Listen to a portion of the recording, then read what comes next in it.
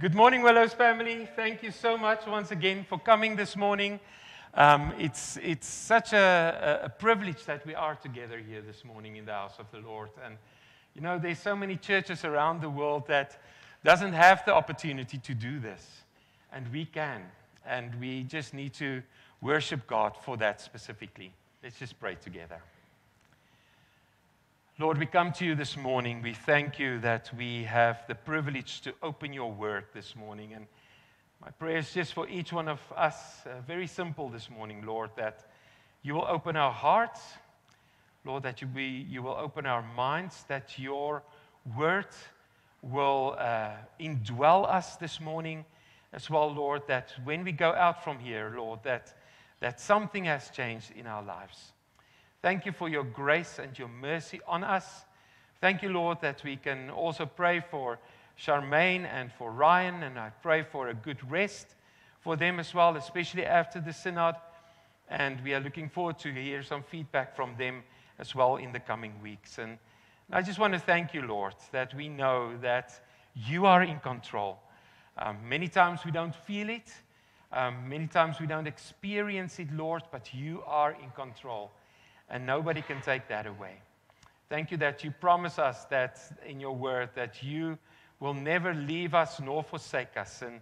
And thank you for your word this morning, Lord, that we can open it. And I pray, Lord, that you will just bless us this morning. In your name, Jesus. Amen. Now, a couple of years ago, there was this email that went around about how many Christians does it take to change a light bulb. And in the first service, I said it, and everybody looked so serious. And I said, well, yeah, it wasn't that serious of an email, but I want to share a little bit of the insights that they gave there. And they looked at different denominations, and they said, well, how many people in this denomination does it take to change a light bulb? So let's start with the Pentecostals. It takes them 10. 1 to change the bulb, and 9 to pray against the spirit of darkness. The Presbyterians, none. The light will go off and on at predestined times. The Roman Catholics, none, because they only use candles. The Baptists, at least 15. 1 to change the bulb and 3 committees to approve the change. The Lutherans, none. Lutherans don't believe in change. And then the Amish. What is a light bulb? The Amish said. And then it came to the Methodist, and it said the following: undetermined amount. You send a request to the stewards, they give it over to the building committee. The building committee gets 3 quotes. It goes back to the stewards. They take it to the AGM. The AGM decides that whether your light is bright, dull, or completely out, you are loved. Church-wide lighting service is planned for Sunday. You can bring a bulb of your choice and a covered dish, and the ladies' fellowship will do the desserts. So how many Christians does it take to change a light bulb? Now, I'm not sure who wrote this or if this person was from a specific denomination, but the analogy is pretty much sums up the different beliefs that we have. And, you know, I was reading this, and when I first read it, I enjoyed it until I came to the Methodist part. And at that point, remember, I'm also a steward in the church. And I thought, I became a bit annoyed and a bit offended by what the person said. But then I went back and I read it again. And after the second thought, I have to agree that there is a bit of truth to it. Not the steward part, the other part. It said, whether your light is bright, dull, or completely out, you are loved. And I understand that it means no matter who you are or what condition you are in, you're welcome to worship with us. And I hope that each one of you feel free to worship with us this morning as well. It means come as you are. We accept you in the love of Christ. And I think that is not a bad message if I look at that email. So come as you are. After all, isn't that the gospel? Isn't that the message that Christ Jesus taught us as well? To come as you are? Come as you are. Now, the only problem is that many people don't understand this message. They don't understand what it means to come as you are. And because they don't understand the message, many will miss the message. I want us to read from John 3, verse 1 to 17 this morning. And, this is a very well-known part of the Bible, and we always quote John 3, verse 16 specifically. But I want us to read from verse 1 to verse 17, and it's the story about Nicodemus that came to Jesus in the middle of the night. And Nicodemus had questions that he asked Jesus, especially about religion and about faith. And let's read it together. Now there was a Pharisee, a man named Nicodemus, who was a member of the Jewish ruling council.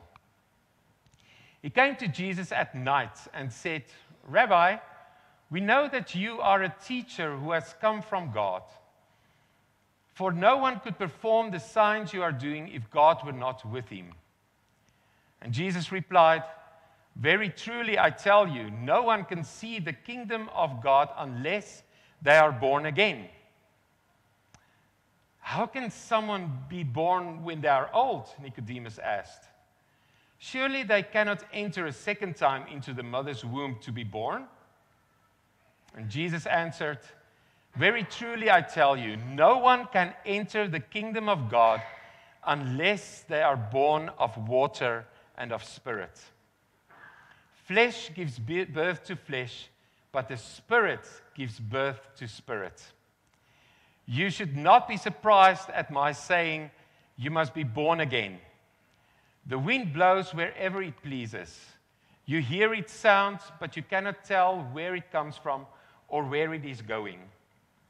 So it is with everyone born of the Spirit." "How can this be?" Nicodemus asked. "You are Israel's teacher," said Jesus, "and do you not understand these things? Very truly I tell you, we speak of what we know, and we testify to what we have seen, but still you people do not accept our testimony. I've spoken to you of earthly things, and you do not believe. How then will you believe if I speak of heavenly things? No one has ever gone into heaven except the one who came from heaven, the Son of Man. Just as Moses lifted up the snake in the wilderness, so the Son of Man must be lifted up, that everyone who believes may have eternal life in him. For God so loved the world that he gave his one and only Son, that whoever believes in him shall not perish but have eternal life. For God did not send his Son into the world to condemn the world, but to save the world through him." This is the word of the Lord.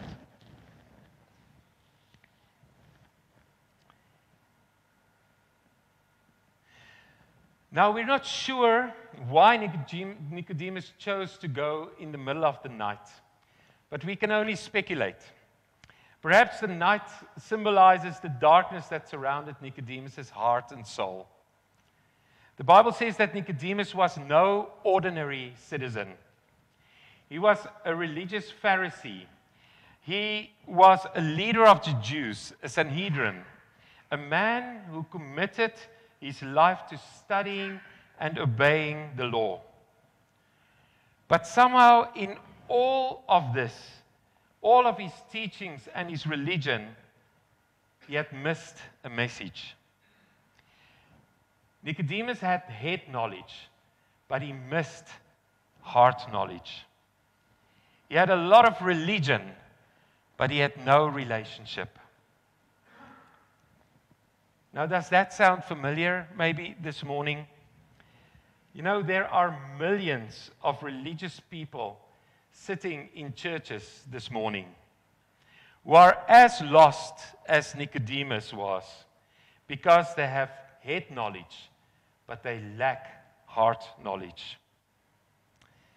Where are you this morning in your relationship with the Lord?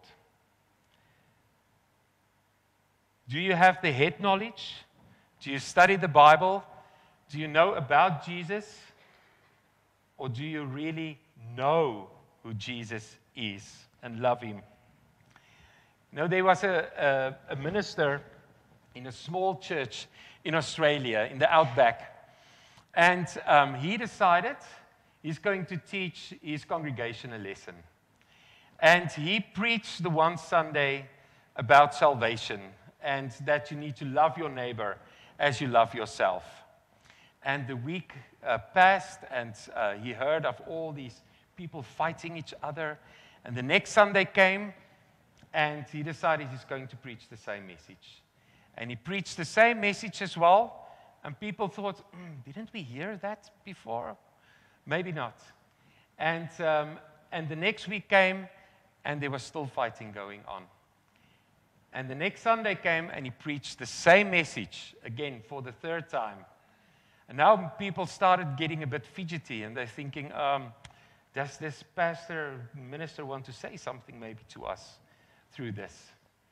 And then the week came, and the next Sunday everybody came to church, and the church doors were closed. And they were standing outside, and they were thinking, what's happening? Did the minister die?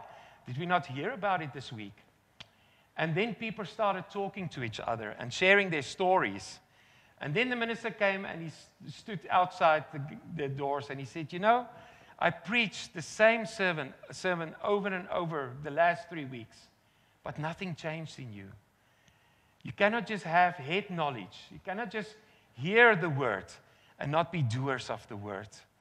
And I hope that that will never happen to us. I hope that we will never come here on a Sunday morning and the church doors will be closed. I think that will be quite a shocker for us when we come as well. You know, many people get involved in church, but not with Christ. People need to understand that the church cannot save you. Only a relationship with Christ can save you. Being a Methodist or being a Baptist or being a Presbyterian cannot save you. It is only your relationship with Christ that can save you. There is no doubt that religion or the church will clean you up. It will make of you maybe a good person, but that's only head knowledge. If a person is to be saved, his heart has to be changed. And that comes only from a personal relationship with Jesus Christ. And that is the message that Jesus was talking about with Nicodemus. Nicodemus, the seeker, came seeking answers about religion and about faith. And Jesus told him, it's not about religion. It is all about relationship. Being born again is a God thing. It is all about the grace of God, and it's not about the grace of men. I think we all heard the jokes of people going to heaven, and they come there at the pearly gates, and they try their best to get into the pearly gates as well. And people are shocked to hear that the entrance into heaven is really not based on what we do. It doesn't help you go up to heaven one day and you say, but Lord, look what I've done in my life. I've been part of the Willows Methodist Church. I've been part of the worship team. I've been helping out at the Sunday school. And then God says, but do you know me? Do you know who I am? Many people envision God holding a balanced weight in his hand and think that the scales tell the tale. Or they envision God having a big book with their names in it. And I remember from Sunday school, I had a Sunday school teacher, and she said, God has your name written in his book. And every time you do something wrong, there's a tick. And every time you do something right, there's a tick. And one day when you get to God, He will count up all the ticks. And if you have enough good ticks, then you'll get into heaven. You know, that is not how God's plan works. That is not how it works. If you think like this, then it's time to change your light bulb. Jesus said, no one can enter the kingdom of God without being born again. That's God's plan. You must be born again. Jesus tells Nicodemus, no one can enter the kingdom of God without being born of water and spirit. And what is born of the flesh is flesh, and what is born of the spirit is spirit. But Nicodemus didn't understand this. He was struggling with the idea of man being born again. He couldn't understand how a grown man could be born again. President Jimmy Carter said the following. He did a statement during his election, and he said he's a born-again Christian. And he said, it might sound radical to you, but I usually think of a Baptist when I hear the words born-again Christian. But it's not a Baptist thing, he said. It's not a radical thing. It's a Christian thing. For you can't be a Christian without being born again.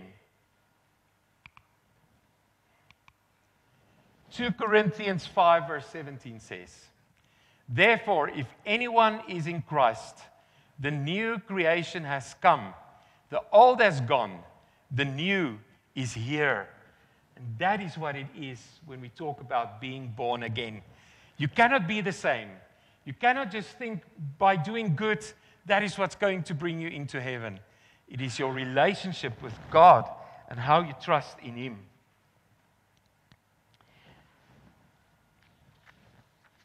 What does it mean to be born again? Well, it doesn't mean turning over a new leaf. And it's not like going back on a diet for the 10th time. And it's not about setting new resolutions. It's not saying to yourself, well, I've got to work on my morals. And that's many times what we do, because it's head knowledge. You couldn't have got more moral than Nicodemus. For if anyone deserved eternal life, it would appear that Nicodemus had all the right qualifications. He seems worthy of eternal life. But the scripture reminds us that salvation is not about human effort or merit.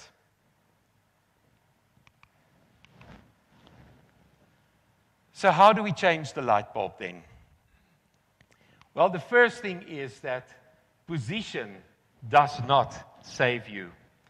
Nicodemus held a distinguished religious position. Being a pastor doesn't save you. Being a Sunday school teacher does not save you. Being a worship team member does not save you. Being a member of the Willows Methodist Church does not save you. Being a good mom or a good dad does not save you. Being born again is not about position.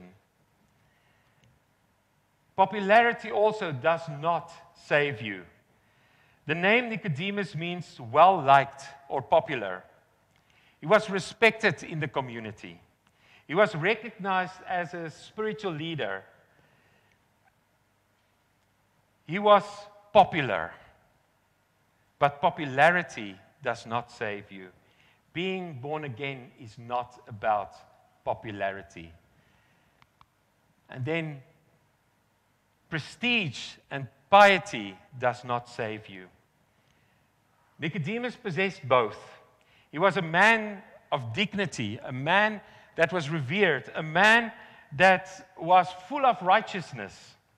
He lived his life studying the scriptures and doing the right thing. And he spent his life fasting and praying and studying the law. He was religious and he was lost. Being born again is not about prestige or piety. Being born again is not because of human efforts. It's about a personal relationship with Jesus.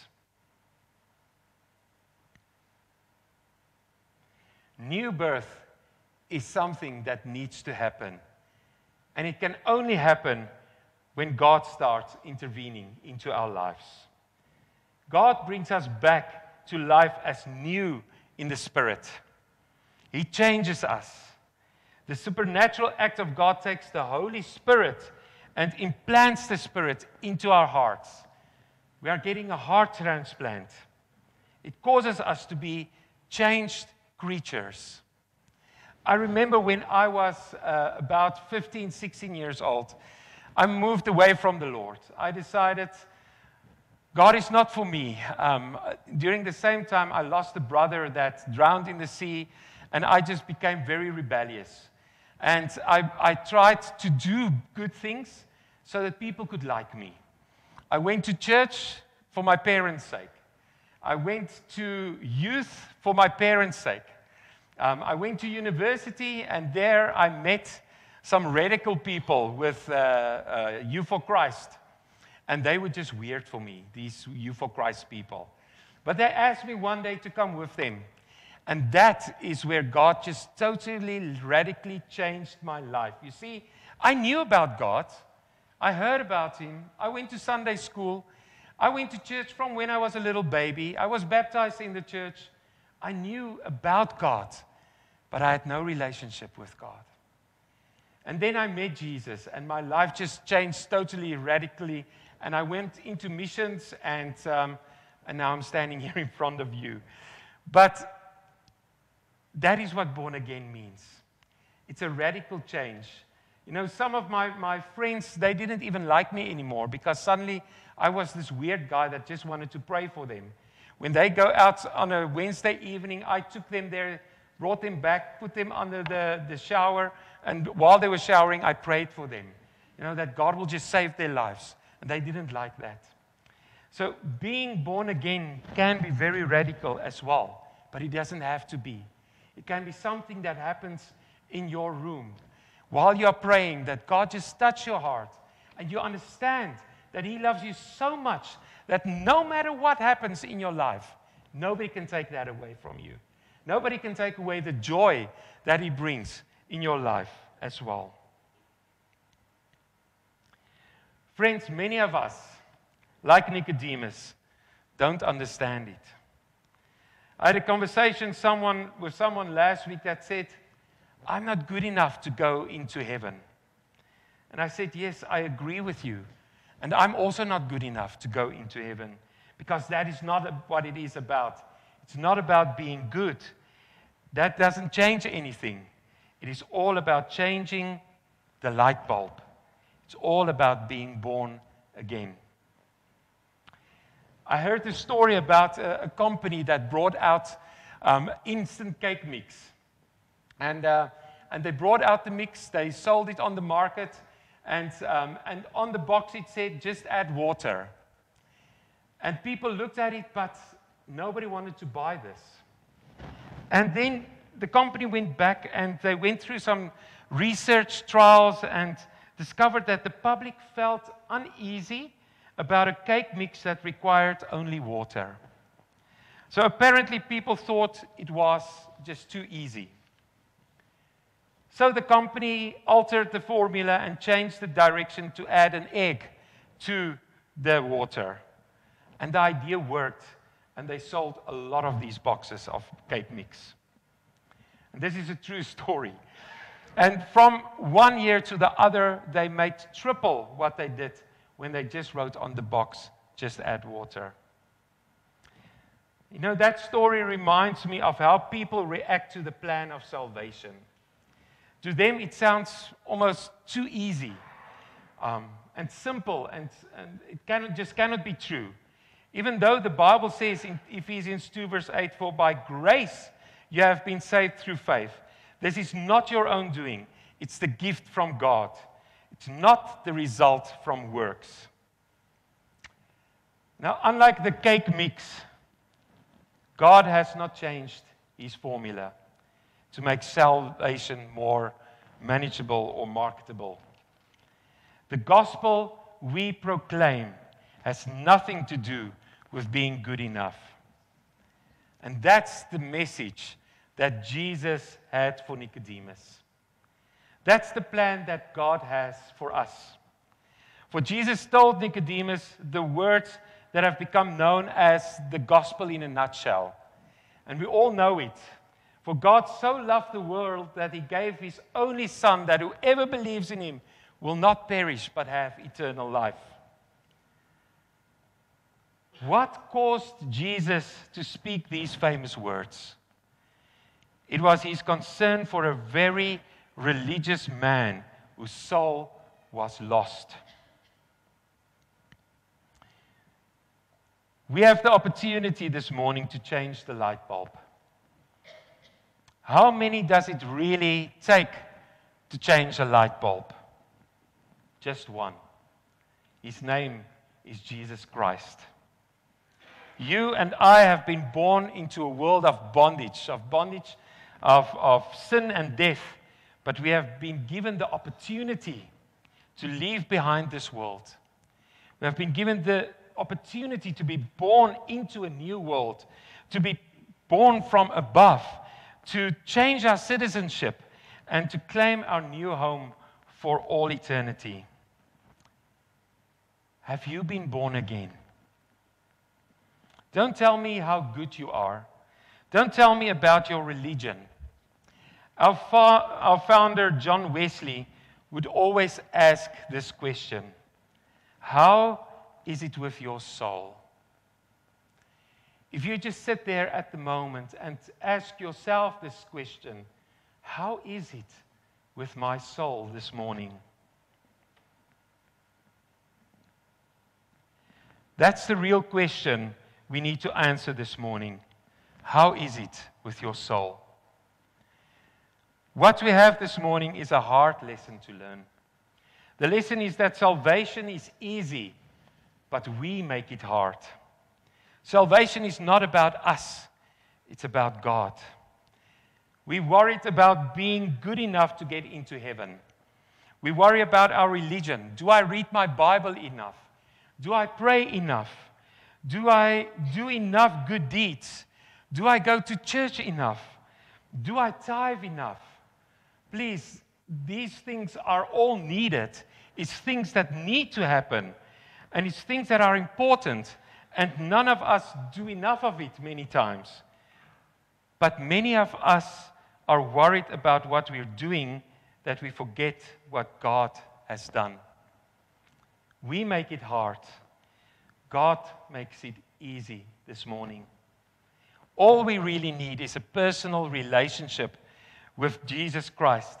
And these other things, reading the Bible, praying, tithing, all of these things will come naturally. When I was in Albania, we did many altar calls, and many times there were young kids, and sometimes there were older folks as well.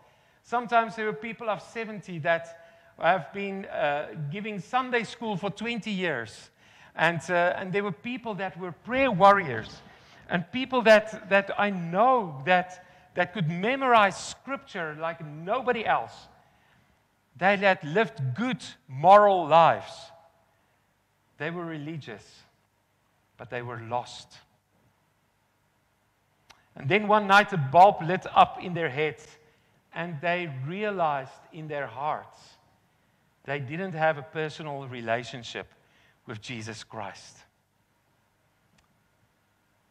Friends, don't make it hard.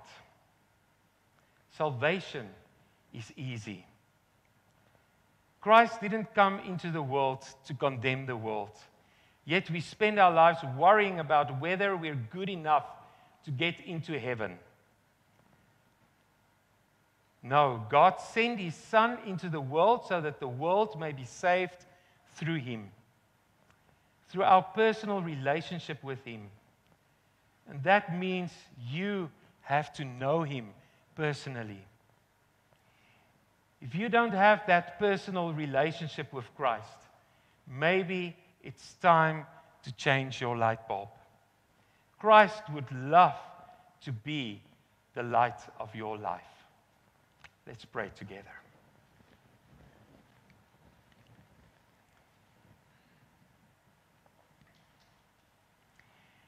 If God has spoken to you this morning, and if He wants to bring you back to that first love that you felt, then I want to pray for you this morning. Maybe there's somebody here this morning that feels, yes, they know a lot about Jesus, but they don't really know Him. There's no personal relationship. And I want to pray for you as well. Lord, we come to you this morning. We thank you for your grace and your mercy that's on us. Lord, thank you for this history from Nicodemus, Lord, where it was a man that was so righteous and that he knew about you. He knew the word, but he didn't know you. I pray, Lord, that you will help us to understand that we cannot go through life without you. We can try. We can just come to you when we need you, and then we leave you again, but that won't work.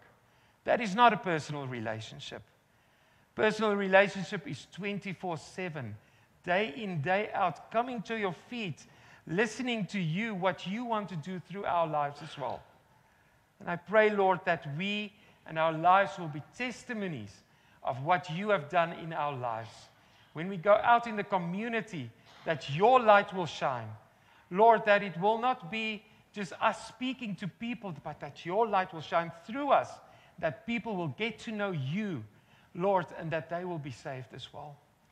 Thank you for your grace and your mercy on us. It's just by your grace that we can be saved, and we worship you for that. In your name, Jesus. Amen.